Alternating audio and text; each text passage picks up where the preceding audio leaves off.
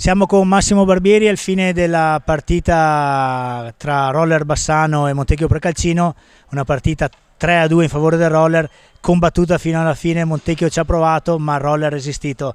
Una partita secondo me giocata bene, poche occasioni a parte il Montecchio, occasioni da gol, anche se il pressing loro era probabilmente forse più forte del nostro, però noi sempre chiusi bene e all'occasione siamo stati incisivi. Come l'hai vista tu e come l'hai gestita questa partita, mister? Guarda, le uniche cose che mi hanno fatto un po' arrabbiare sono stati episodi. La conduzione generale della gara mi ha fatto abbastanza contento, sono soddisfatto della prestazione dei ragazzi che hanno lottato sempre, stanno cercando di limitare sempre di più gli errori.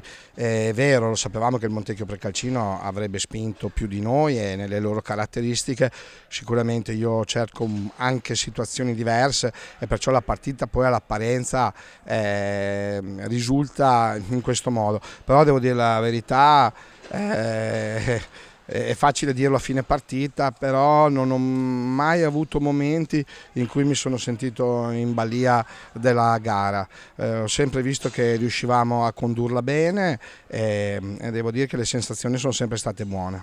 Sì, effettivamente da fuori si vedeva un pressing più acceso da parte del Montecchio, però le traiettorie erano sempre ben chiuse, la difesa era sempre ben piazzata, che effettivamente non hanno dato loro la possibilità di arrivare in occasioni nitide da gol.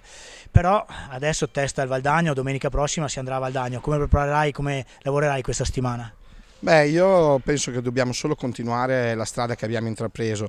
Per esempio col Montecchio avevamo sofferto, abbiamo fatto un amichevole, poi abbiamo fatto la gara d'andata, la gara di ritorno, abbiamo molto sofferto le loro entrate, i loro blocchi e a forza di lavorarci siamo arrivati a contrastarli abbastanza bene. Sicuramente invece quella che è la conduzione di palla, quello che è la situazione generale, sento che siamo abbastanza bene, perciò ci dovremo solo allenare con serietà, con serenità, ma sicuramente sarà una partita secondo me più scorrevole quella di Valdagno rispetto a questa.